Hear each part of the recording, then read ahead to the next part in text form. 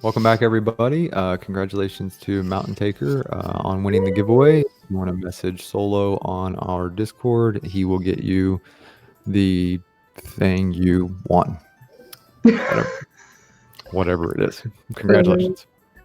Okay, so I will do a brief introduction. I'll allow these guys to introduce themselves. But with me now is April Hill. She plays Kyriel on Wizards of Ukodor or Realms of Ukodor. No, she plays a different Kai character on Wizards. But they're all Kais. They're all Kai. Just go with Kai. And then we have Eddie Gilbert, who plays the Tabaxi Rogue Eclipse. And go ahead and April, take it away. Yeah, so April Hill. You can find me at _Creator on Instagram.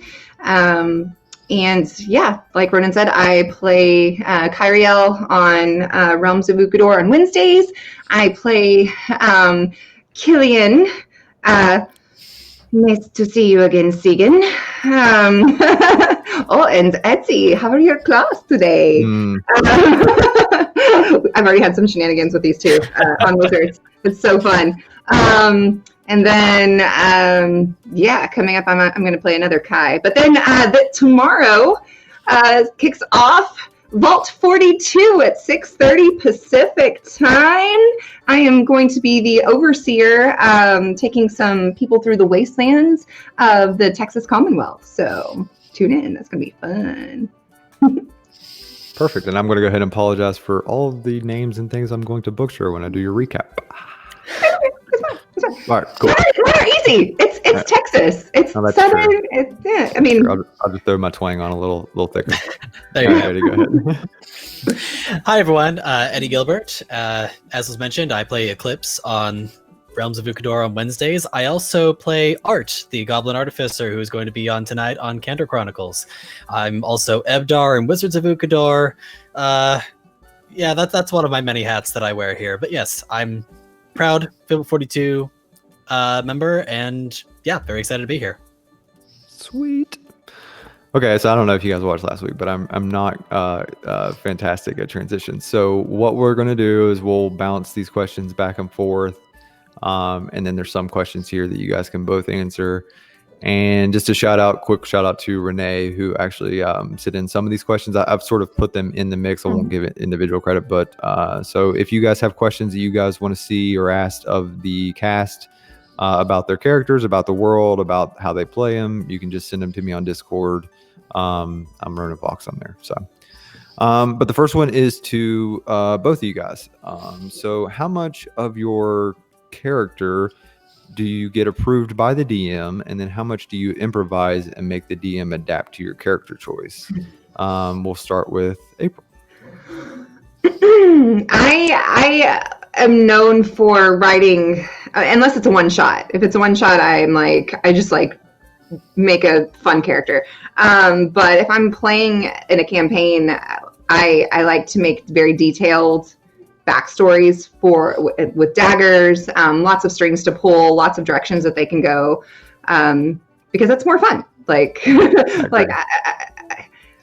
I've been a DM where I'm like, okay, can you give me a little bit more? I'm trying to fit you into the story. What about this avenue? And then I help build their backstory. But yeah, I try not to surprise them too much unless it's something like I did with the not fighting my companion, fighting Freya. Through your choices. Yeah. If it's something like that I feel like my character would do, I'm like, you kind of already know what my character is capable of, so you shouldn't be that surprised when I do something crazy like that. So sure. Yeah. So yeah, it's actually a pretty similar answer for me. When I'm doing a long form campaign, I tend to get pretty elaborate with my backstories, and I will say that Eclipse is probably about the most elaborate backstory that I have ever written. There's a lot of details in there, which a good chunk of it has come to light on stream, but there's still definitely a lot of details that have not quite been covered yet, or at least have only been partially uncovered. So definitely very curious to see how those play out in the future. But similar, so I when I create a character, I really like to get really into them and kind of figure out like all of their little nuances and motivations as to what triggers them and what drives them in certain directions. So particularly with this one as well, I wanted to make sure that I like to make sure that my DM has lots to work with and, you know, lots of little things that they can throw my way or, you know, tease me with if I want to, you know, have something that's like, you know, oh, is this this? Is this this? Are you really Right. touching on this now? Right. I will say one of the things that is interesting that when you mentioned the one shots, April, is, and I don't know if you guys did this too, but so we all kind of went into the wizards thing thinking it was going to be kind of short. So my character backstory was pretty minimal, and now it's like it's grown exponentially. Like I'm literally thinking of stuff all the time. Like, oh, yeah, that probably needs to be written down somewhere, otherwise I'm going to forget it. Did you guys write anything extensive for your wizard characters? Well, since Diane and I decided that we were going to play sisters for Sure, yeah. for the wizards, we were like, I mean, we did a little bit, but it was super basic. It was like, okay, so what are our names? Where are we from? What are our parents' names? What's some little conflict or like what have we been doing? Like, and then it was that was it. Like, it was because it was like a little one-shot miniseries. The extent of mine was like, how the hell does a Goliath end up at a wizard school? And that was it. Like when I answered that question, I was like, backstory done. Honestly, not too different for me. It was similar, like, you know, oh, we have a dwarf going to a wizard school. That's certainly a choice. But yeah, no, similarly so, like, I think Ebdar is probably one of the shortest backstories I've ever written. I think I've even written more about Izzy than I have about Ebdar. Yeah, right. So, but you know, it's cool because then it does the same sort of similar thing. Chris and I talked a little bit about it. So just what are your options? What's available? And you know, if you're an open book, anything's, you know, whatever. I'll go with anything. I don't care. Just make them unique. It also creates for unique opportunities, like when your DM decides to completely change your race on you. Yeah. You went from this big to this big. Yeah. No, I hear you. You're expecting. You're a dwarf. That's fine. No, just kidding. You're a dragonborn. Yep. All right. All right. So playing off this sort of backstory aspect. So as far as this is for you, Eclipse, a lot's happened in sort of a short amount of time. Has Eclipse fully processed the Nafiko bombshell yet? And how does Eclipse feel knowing that his sister isn't technically dead, but he can't really talk to her either? That is a very complicated question, but the long and short of it is that Eclipse is definitely in go mode at this point. He's definitely like, you know, we have a task that we need to take care of, so we need to focus on this right now. But I really don't think that he has fully processed this whole situation right now. He kind of got to touch on it a little bit when Kyriel tried to get him to open up a little bit, but honestly, he's still kind of got a cluster storm of emotions going on regarding that whole situation. I mean, how does one process that your sister is kind of alive but not really? Yeah, and it's been it was so weird. So that happened, and then you had the Dragonborn thing, and then you had the leaving, which you had the awkward ass beak ride. And then you had just the storm, and you're right. It's just been go. I was curious to know if he's ever actually had time to kind of think that through at any point. I don't know how he would have, and you're right. I don't know what you would even work through at that point, but it's very interesting. Yeah, that's one of the aspects of D&D that's unique. You have to try to work through things that aren't actually possible sometimes. Well, the thing that's also kind of interesting is just even trying to represent that in the first place. Eclipse is a fairly reserved character to begin with and fairly short-tempered to begin with. So much of what he is outwardly expressing is not all too different from what he normally does. But there's definitely like an underlying, like there's still something else there. But right. Yeah, absolutely. Okay, so Kyriel, you had a lovely moment with using honkers to comfort Nafiko. But does Kyriel have any regret for faking a potential sign of her god? So I've said it before, Kyriel, she wasn't raised with any kind of really belief system. Those things are kind of foreign to her.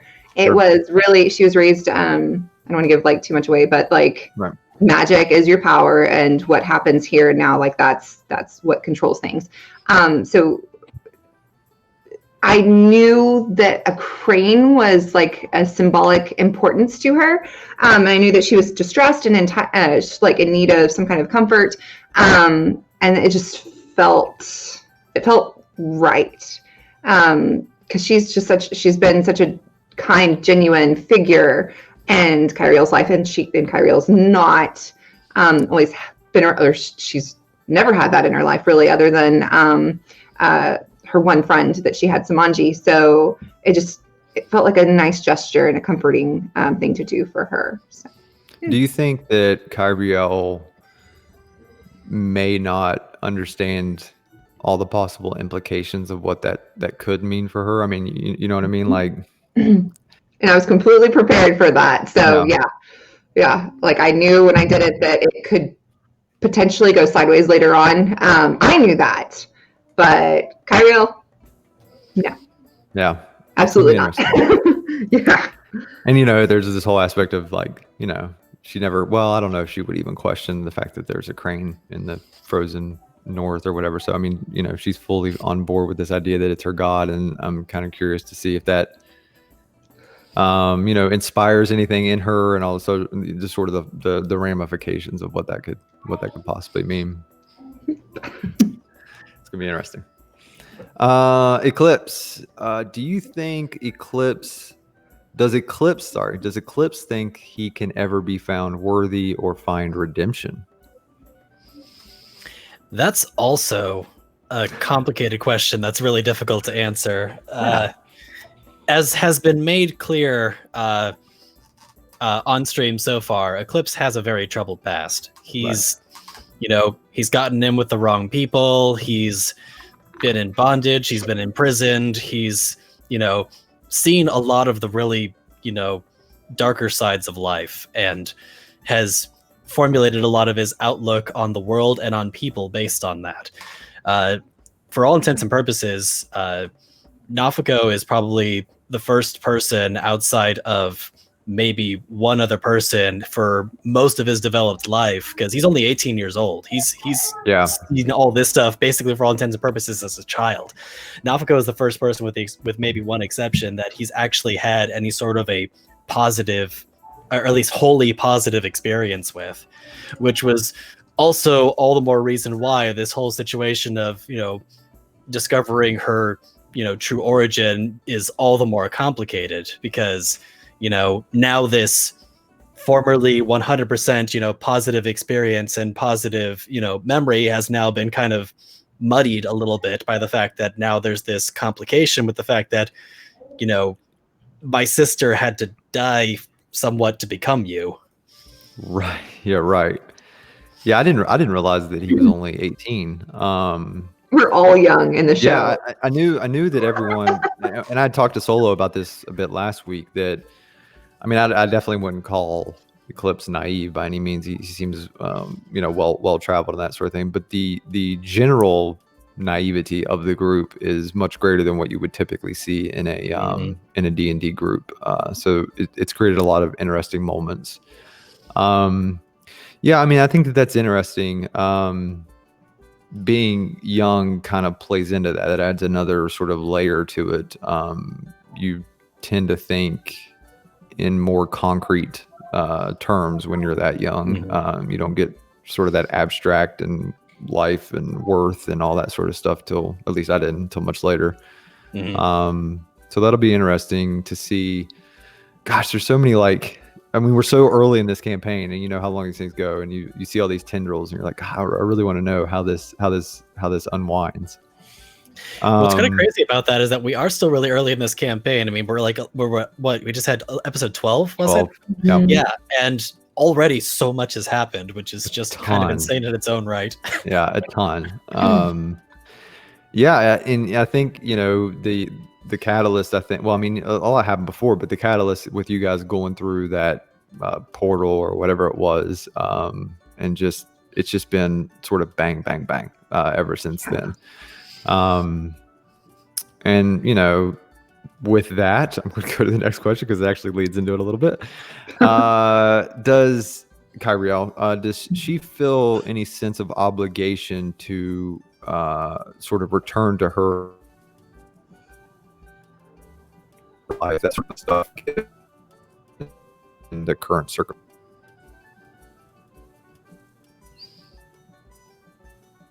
Did we lose Ronan? I caught part of the question. It's a delightful freeze frame.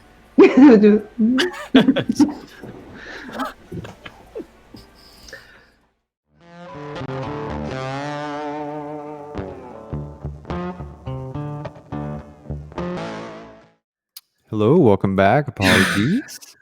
So just let me find I don't know who won the giveaway. Oh, the first giveaway was Al Armor, and the second giveaway You was said it right. Yes, thank you for saying it right. Yeah, no problem.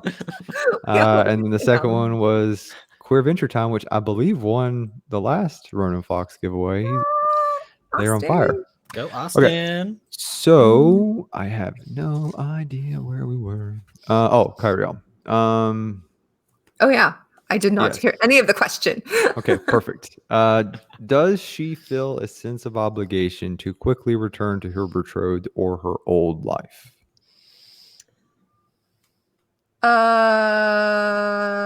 So he's dead. Right. As There was the As battle. far as I know. Right.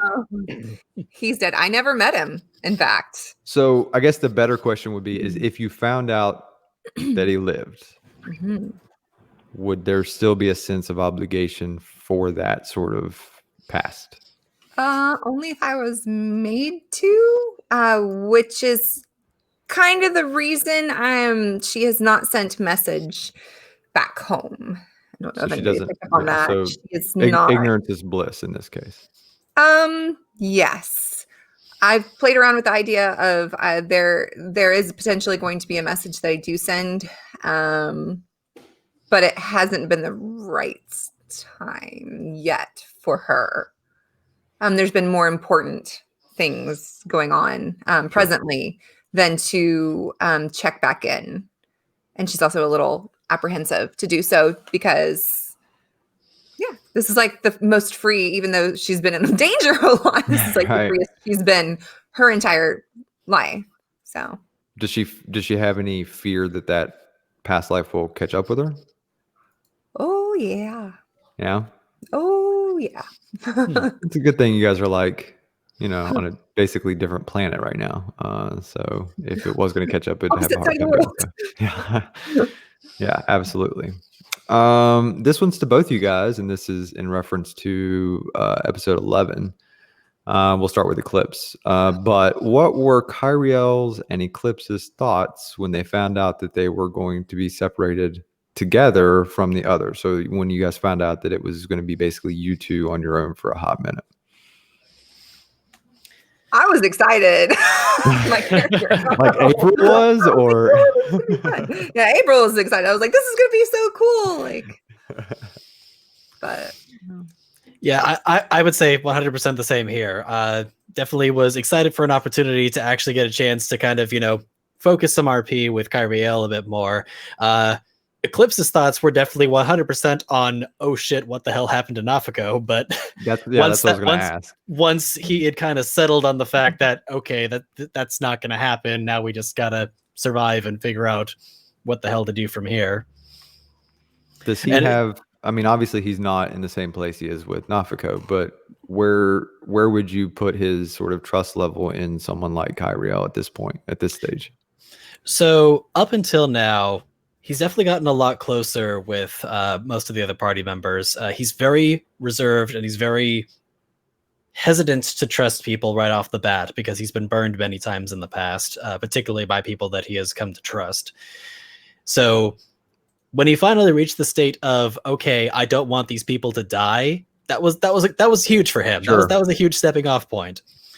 But definitely after getting a chance to have this time one-on-one with Kyriel and finding out that their pasts actually share some similar qualities, even if not albeit exactly the same, but also literal in some senses. Mhm.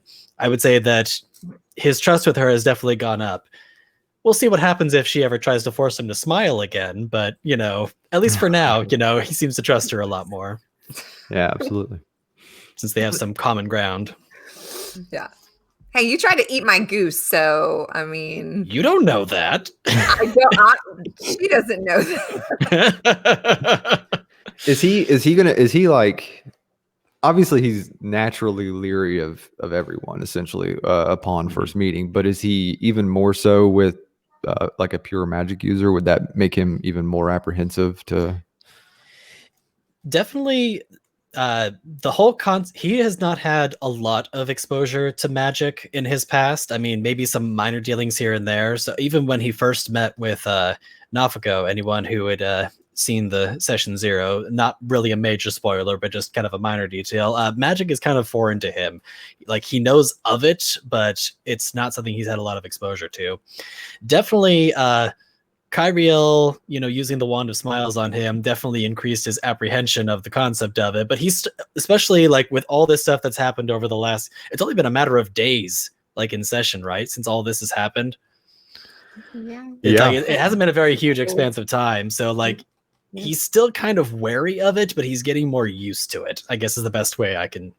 So it's not a distrust of magic from just a pure magic state. It's more of a lack of understanding. Correct. I would say that's the best way to go about it. It's not so much that case in point, white cloaks, magic is evil, stop it, all that, versus, what, you're creating fire out of nothing. What the hell is this? Yeah, absolutely. And the sending messages, which are fantastic. Mm-hmm. Yeah. Definitely the mental stuff is something that he gets he does get wary of. Right. Okay, Kyriel, how did she feel about the pairing? I mean, I was worried about everybody else. I was worried about being, in this place, especially knowing now. Well, no, I guess at that point she didn't really know that the white cloaks were there for sure. But yeah, just being out alone, like alone again. Right. It was just kind of terrifying, I guess. Not necessarily, because she was alone with Eclipse, but just because don't know anything or anything. Yeah, anywhere. That sense of being lost again. Mm-hmm. Yes, and all of these huge beasts that we keep coming across. Sure. Not to mention the area in which you are lost. Yes. Being absolutely terrible. That was what she was most terrified. Not who she was with. No concern about that. It was where they were, and then the fact that it was just 2 of them now. Gotcha. So. Not to mention Arctic hurricane. Yeah, that's a thing, because it is. For people who have had minimal exposure to snow in and of itself, Arctic hurricane. Yeah, that's fair. That's fair. Yep. Okay, so this actually comes from the chat. Ferrex had a question for Eclipse, kind of bleeds right into this. So with Eclipse's trust issues with everyone, all caps, how does that make him feel any resentment about does that make him feel any resentment about how he first came to like Nafako and how she was created out of light? His feelings regarding Nafako right now are definitely very complicated. He clearly cares for her, and as was mentioned, as I answered earlier for the previous question, Nafako was essentially his first positive experience with another person that didn't have any sort of strings attached to it or any sort of repercussions thereof afterwards. So to have that turned around on him and to find out that he had, for all intents and purposes, he had to lose his sister for this person to even exist, definitely weighs on him and is definitely leaving him with some very complicated feelings. He still cares for her, but he's definitely struggling with how to process this. Gotcha. I feel like it's one of those situations where if he hadn't spent any significant time with Nafiko, it would have been just another situation where he got burned. But you guys had already sort of formed that, so now you're like dealing with like, okay, I should feel bad, but I kind of don't, like, you know what I mean, or I should and I do, and it's just a very complex situation, Right. Okay, so Kyriel, on the flip side, this is sort of the same idea, but when you were alone with Carrick on your trek to find Keywynn,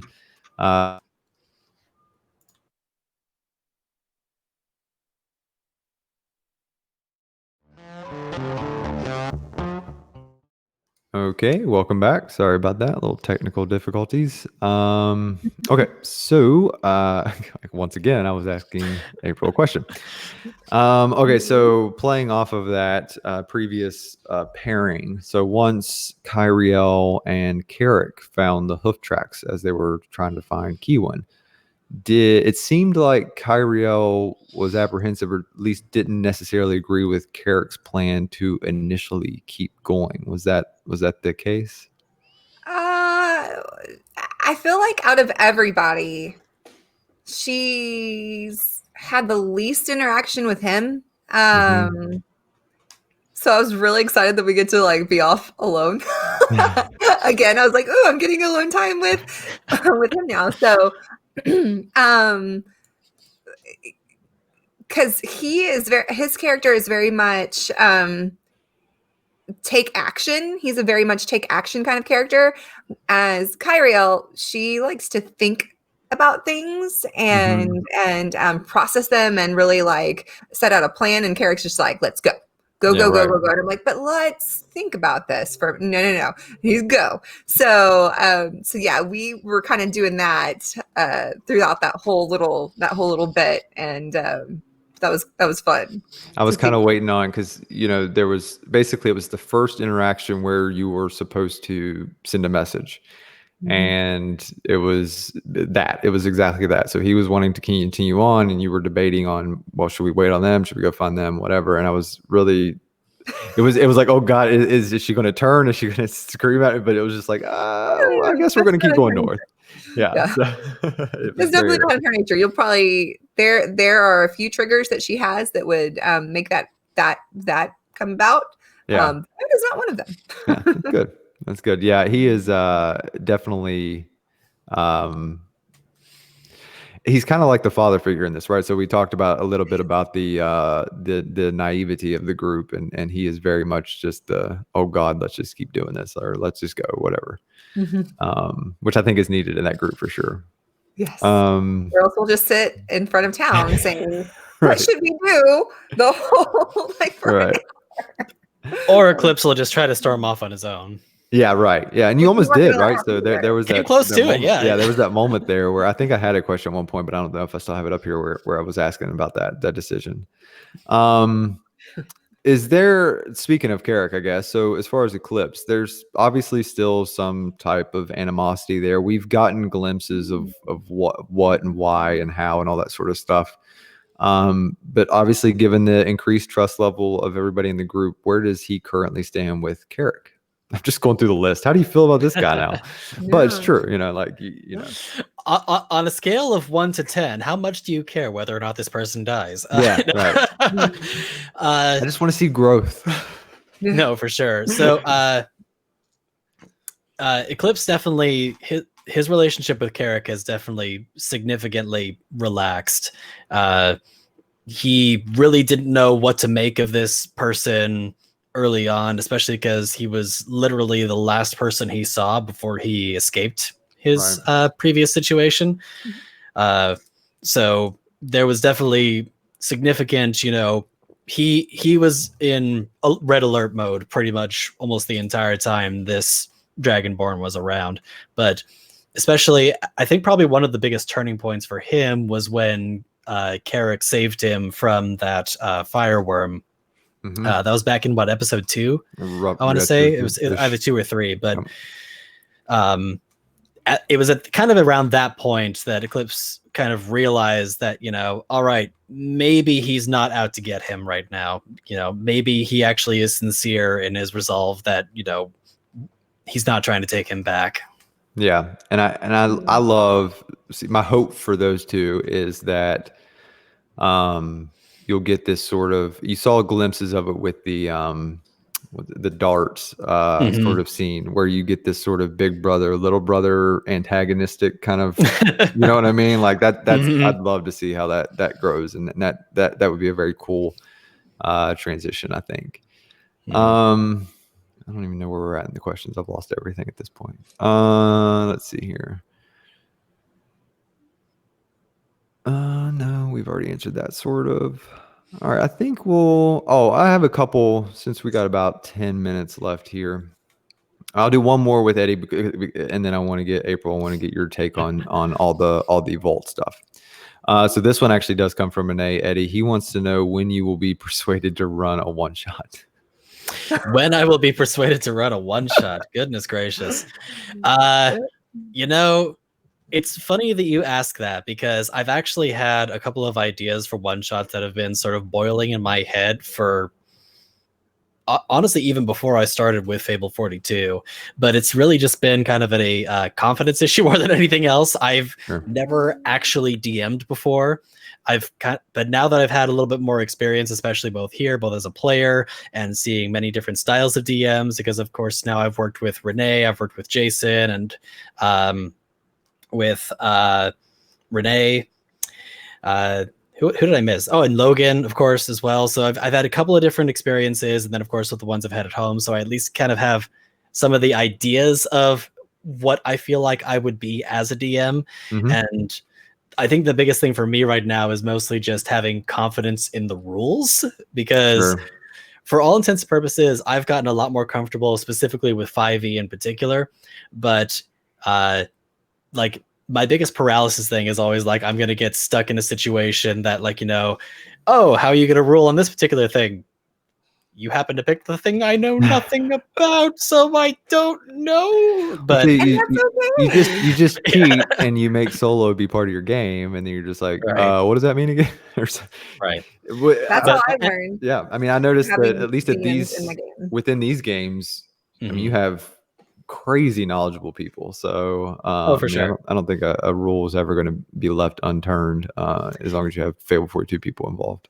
And I will be like, what? You don't know what that means? Like, no, everybody here is like super nice. So. And on that note, that actually is something that has definitely pushed me to the direction where I would even actually consider it, is the fact that I feel like I am surrounded by people that I can trust with that, where if I'm going to, try it, I can, dive in head first and go like, all right, I'm going to make mistakes, and that's cool. Great.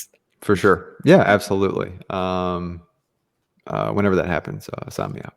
It's going to happen. I already know that there's at least one campaign that I am for sure going to do at some point next year. I haven't completely set that in stone when it's going to be, but it's going to happen at some point next year. But anything sooner than that, we'll see.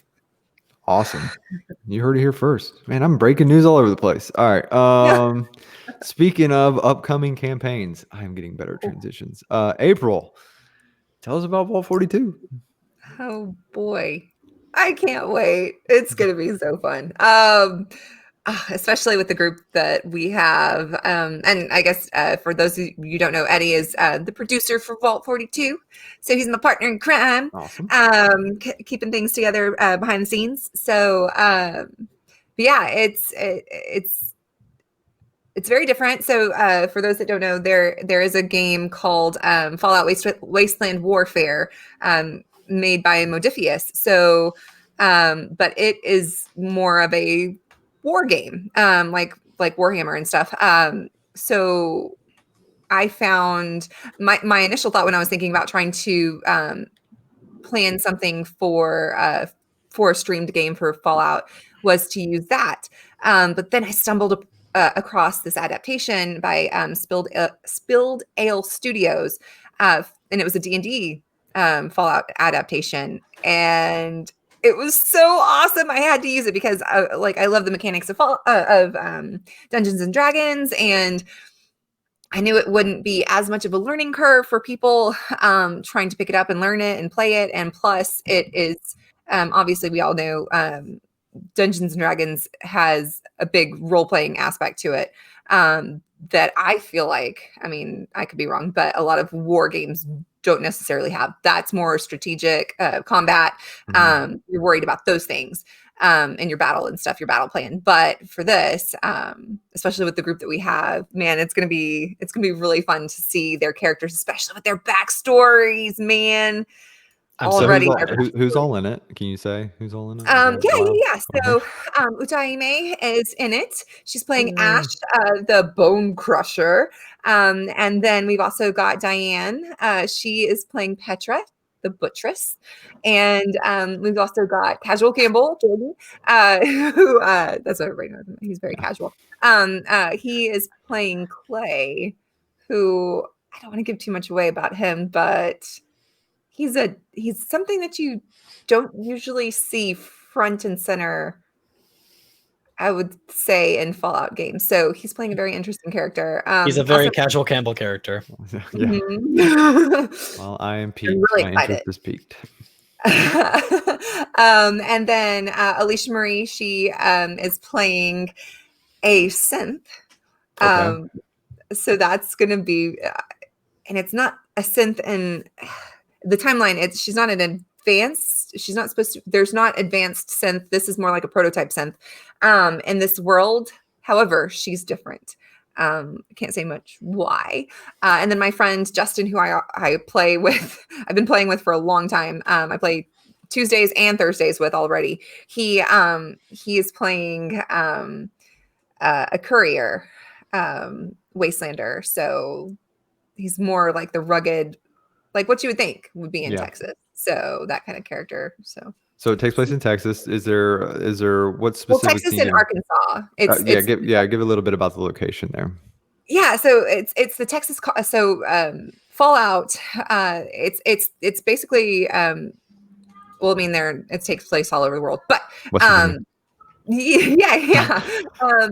That's so West Virginia. So yeah, that's coming up. So tomorrow's Reclamation Day for IRL Reclamation Day for West Virginia. They actually made that a holiday, which is so cool. So that's kind of cool that we're doing the show starting tomorrow is on IRL Reclamation Day. But so yeah, it takes place. Mainly Fallout world takes place in the United States, which has been split up into the 13 Commonwealths. Texas is the Texas Commonwealth is Texas and Arkansas. So that's this little weird shape. It's the Texas and then Arkansas. But yeah, so that's where the campaign is going to take place, which has largely been left out of Fallout lore. And nice. Yeah, I guess it has, hasn't it? Yeah, there hasn't been a game. Some speculate because they're going to eventually make a game for this setting, but they haven't yet. So you'll be ahead of the curve. Yeah, exactly. So what and then it'll be completely wrong. I have no idea. I don't know I don't know what geography means. So what cities would that be? Okay, so they're starting out in Hub City, which was formerly Lubbock, Texas. Okay. So it's up in the Panhandle, but there's also it's all over. So there's Little Rock, Amarillo, the Twin Cities, Ultraviolet used to be Austin, Texas. There's also Space City that used to be Houston. Dallas is still Dallas. There's it's all over Texas. It's all on the map, it's all the major cities, but there's a bunch of little towns sprinkled in between too. So fantastic. And that starts at what time tomorrow? 6:30 Pacific. 6:30 Pacific. So that would be 3:30 my time on Eastern. And 8:30 my time. Right. Yeah. Awesome. Well, I think we got a couple minutes left. Are there any questions that the chat would have? I have one sort of, I guess, it wouldn't be for your characters necessarily, but both of you now know that it'll be Victor who you guys sort of left a cliffhanger on. I don't know if your characters, I guess, wouldn't know that, but how did you guys sort of feel about that sort of reveal at the end there? He's got more history. I guess Eddie would go first on this. Yeah. You've got history.